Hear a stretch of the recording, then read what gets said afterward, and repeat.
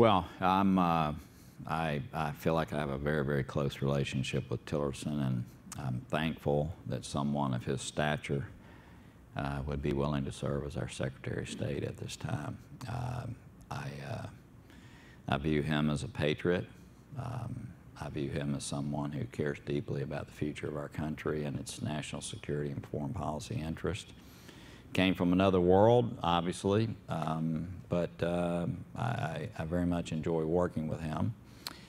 People can, you know, there's certain things he could do better, no doubt, but I got to say that he is someone who I think is constantly focusing on outcomes, and I go over and have coffee with him every couple of weeks. As I mentioned, I talked to him last night on the phone.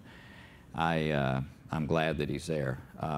Secondly, he, Mattis, and McMaster have a very, very good and solid relationship. And I would just say to all of you, regardless of personality issues, regardless of what you may think about former companies, whatever, from my standpoint, I think we should thank God that Tillerson, Mattis, and McMaster have chosen to be in the positions that they're in, and that they were chosen to be in the positions they're in. There is dissonance.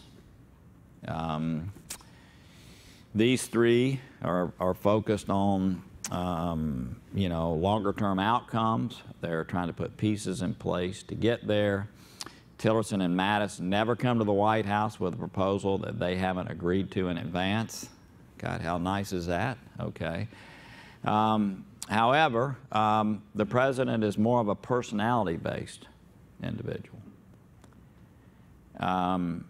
And his like for someone influences him.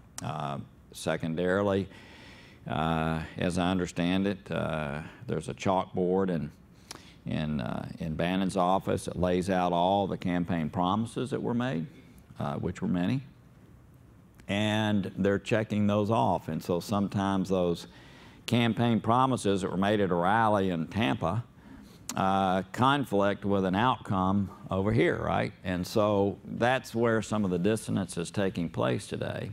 And what I try to do, because I have insights into what it is these guys are trying to accomplish, I do everything I can. In most cases, I like what they're doing. In most cases, I like what they're doing. I do what I can as a chairman of the Foreign Relations Committee to try to be a collateral support for that when I can. But there's no doubt, I mean, the president listens to lots of voices. He's on the phone nonstop. There are many voices that are coming in over the transom from all over the place. He's a prolific phone caller and receiver of phone calls. And so that input that he's getting sometimes conflicts with, I would call, the three principles. In addition to that, there are voices within the White House. Sometimes, as I understand it, they're the voices that he sees very first thing in the morning. Who might those be? And so, you know, sometimes those can move things in a direction that are different, again, from the three principles that are out there, you know, working towards a different end. And so, yes, I mean, it exists. We see it. It plays out in many ways publicly, sometimes in conflict with efforts that are underway, and sometimes in ways that can, in fact, undermine what is occurring.